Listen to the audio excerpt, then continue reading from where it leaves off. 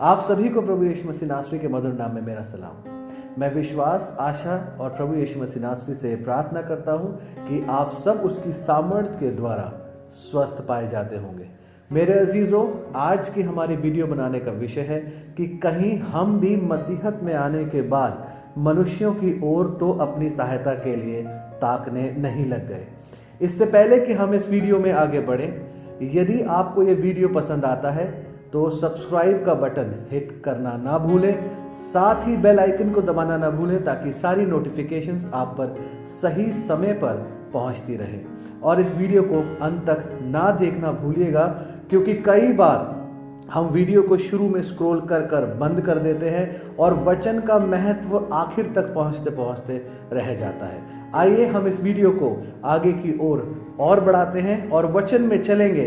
और वचन में चलने से पहले मैं आपको कुछ रेफरेंसेस देना चाहूँगा जो पाए जाते हैं कलाम मुकद्दस में यशाया नाम की पुस्तक और उसका 31वां अध्याय और उसकी चंद 3 आयतें। मेरे अजीजों, ये परमेश्वर का वो कलाम मुकद्दस के द्वारा दिया गया वचन है जिसके द्वारा मैं और आप ये जान सकते हैं कि मुसीबतों के समय में कहीं हम मनुष्यों की ओर तो नहीं ताकते।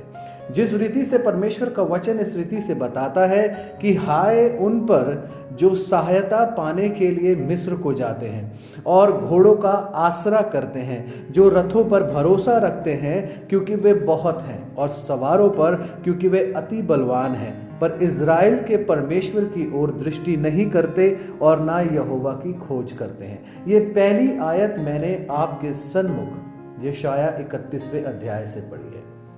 कई बार हमारे जीवनों में बहुत सारी मुसीबतें आ जाती हैं। आत्मिकता में तो हम कोशिश करते हैं आगे बढ़ने की, लेकिन उस आत्मिकता में आगे बढ़ते बढ़ते हमसे कुछ भूल चूक हो जाती है।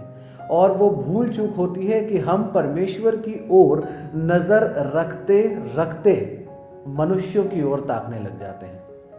मनुष्यों की ओर ताकने का तात्पर्य ये है कि हमारी आशा और आसरा दोनों कोई ना कोई मनुष्य बन जाता है। या तो कोई वो बहुत ज़्यादा अमीर दोस्त हो सकता है, या हमारे बड़े बुजुर्ग हो सकते हैं, या हमारे मित्रजन हो सकते हैं। लेकिन परमेश्वर का कलाम मुकद्दस आपको और मुझे लगातार प्रोत्साहित और उत्साहित करता है केवल और केवल परमेश्वर की ओर विश्वास रखने के लिए। कहीं ऐसा तो नहीं कि हम भी कलाम को तो अच्छी तरह पढ़ते हैं, चर्च जाना लगातार जारी रखते हैं, वचन में लगातार बने रहते हैं, लेकिन जैसे ही मुसीबत आती है, जैसे ही परेशानी आती है, हम अपने दोस्तों की तरफ, अपने रिश्तेदारों की तरफ या किसी ऐसे सुदृढ़ और मजबूत साथी की तरफ पहुंचने की कोशिश करते हैं जो केवल मांस का बना है और मनुष्य ही है। कलाम मुकद्दस में लिखी गई और दर्ज की गई यशाया नबी के द्वारा ये आयत हमें बताती है कि परमेश्वर का वचन ये कहता है कि हाय उन पर जो सहायता पाने के लिए मिस्र की ओर जाते हैं और घोड़ों का आसरा रखते हैं। इसको हम लिंक कर सकते हैं उस दौरान जब आज से कई हजार साल पहले परमेश्वर यहोवा ने अपनी जाति इजरायली जाति को 430 साल की बंधुआई के बाद मिस्र देश से निकाला। वे निकल तो आए, परमेश्वर लगातार अपना सिंहासन छोड़कर उनके साथ 40 साल जंगलों में चलता रहा। मूसा और हारून को उसने नियुक्त कर दिया कि उस कहे हुए उस वाचा के देश तक उनको पहुंचाए। लेकिन उस दौरान भी इजरायली जब जब परेशान होते थे, वे परमेश्वर की बजाय या तो मिस्रियों को याद करते थे या फिर मूसा और हारून की ओर ताकते थे। वे भूल जाते थे कि कैसे परमेश्वर स्वयं उनके साथ दिन में बादल का खंभा और रात में आग के खंभे की नाई चला करता था। वे भूल जाते थे कि परमेश्वर स्वयं उनको आगे लेकर चल रहा है, जिसके कारण ना तो 40 साल तक उनके जूते फटे, ना उनके पांव सूजे, ना उनको कोई परेशानी आई। जंगली जानवरों तक ने उनके साथ वाचा बांध ली। पानी की दिक्कत हुई, वे मिस्री को याद करते थे। भूख और रोटी की दिक्कत हुई, वे मिस्रियों को याद करते थे। मांस खाने की दिक्कत हुई, वे मिस्रियों को याद करते थे। लेकिन परमेश्वर ने अपनी वाचा के अनुसार पानी समय पर दिया, स्वर्गीय आकाश से मन्ना उनके लिए गिराया, बटेरें उनके लिए गिरा दी, उनके साथ साथ वो चलता रहा और लाल समुद्र के सामने ले चला। लाल समुद्र तक पहुंचने के बाद भी उन्हें डर था कि कहीं फिरौन अपनी पूरी की पूरी फौज लेकर उनके पीछे उनको आकर ना पकड़े, क्योंकि वे फिरौन की सेना पर नजर लगाए बैठे हुए थे। उनको पता था कि फिरौन के पास बहुत सारे बड़े सैनिक हैं जो योद्धा हैं, बड़े मजबूत घोड़े हैं रथों के साथ। वे डरते थे और उसके बाद भी जब उन्होंने लाल समुद्र पार कर लिया, वे अपने पूरे रुबाब में आ गए, तब भी वे बड़े बड़े राजाओं की तरफ फिरते थे। वे भूल जाते थे कैसे परमेश्वर ने उनके साथ बड़े बड़े काम किए, कैसे परमेश्वर ने उनको बचाया, कैसे परमेश्वर उनको मिस्र देश से निकाल कर लाया और कैसे बड़े बड़े राजाओं से उसने उनकी रक्षा करी। वे आज भी मैं और आप कहीं ना कहीं मसीहत में आने के बाद यही काम करते हैं।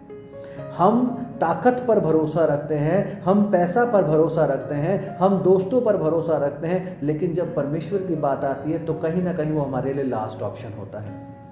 वचन कलाम मुकद्दस का ये हिस्सा आपको और मुझे कुछ बातें स्पष्टता से बताता है कि मुसीबतों के दौरान हमारा सबसे पहला सहायक कौन है। क्या फोन उठाना हमारा सबसे पहला सहायक है, या हमारे घुटने टिकना परमेश्वर के सामने सबसे बड़ी ताकत है। मेरे अजीजों, परमेश्वर का वचन इसकी दूसरी आयत में कहता है, परंतु वह भी बुद्धिमान है और दुख देगा, और वह अपने वचन ना टालेगा, परंतु उठकर कुकर्मियों के घराने पर और अनर्थकारियों के सहायकों पर भी चढ़ाई करेगा। जब आप और मैं लगातार अपने हट से नहीं हटेंगे, जब आप और मैं लगातार अपनी जिद से नहीं हटेंगे, तो परमेश्वर भी जानता है कि कैसे मुझे और आपको उसे सही रास्ते पर लाना है। परमेश्वर भी जानता है कैसे उसे मुझे और आपको उस रास्ते पर लाना है जहां मेरी और आपकी नजरें केवल और केवल परमेश्वर की ओर हो। कहीं ऐसा तो नहीं कि मुझे और आपको इस कलाम का ज्ञान तो बहुतायत से है, लेकिन नजरें हमारी मनुष्यों की ओर हैं। कहीं ऐसा तो नहीं कि हमारे को पास्टर्स के साथ रहने का तो बहुत शौक है, कलाम को प्रचार करने का बहुत शौक है, लेकिन जैसी मुसीबतें आती हैं आप और हम भागते हैं मनुष्यों की ओर। और इसकी तीसरी और आखिरी पहली 3 आयतों की तीसरी आयत कहता है, मिस्री लोग ईश्वर नहीं। परमेश्वर आपको और मुझे एक बात समझाना चाहता है कि यदि मैं और आप मनुष्यों पर भरोसा रखते हैं तो मनुष्य केवल और केवल मांस ही है। असल मायनों में परमेश्वर वो सामर्थी परमेश्वर है जो मुझे और आपको हर एक मुसीबत से निकालने में सक्षम और सामर्थी है। यहां वचन दर्ज कराता है, मिस्री लोग ईश्वर नहीं है, मनुष्य ही हैं, और उनके घोड़े आत्मा नहीं मांस ही हैं। मनुष्यों पर भरोसा रखना आपके और मेरे लिए एक फंदे का कारण हो जाता है।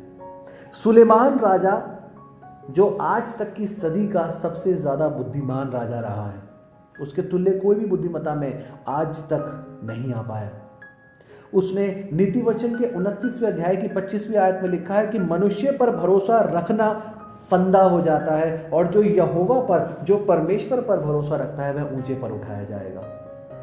यदि आप आज किसी मनुष्य पर भरोसा रखते हैं, यदि आज आप किसी इंसान पर भरोसा रखते हैं, या फिर अपने पैसे पर भरोसा रखते हैं, या फिर अपनी सेहत पर भरोसा रखते हैं, या फिर अपनी काबिलियत पर भरोसा रखते हैं, तो मेरे अजीजों, मैं आपको बता दूं कि पैसा है तो कल खत्म हो सकता है, सेहत है तो जाती रहेगी, दोस्त हैं मुसीबत में छोड़कर भाग जाएंगे।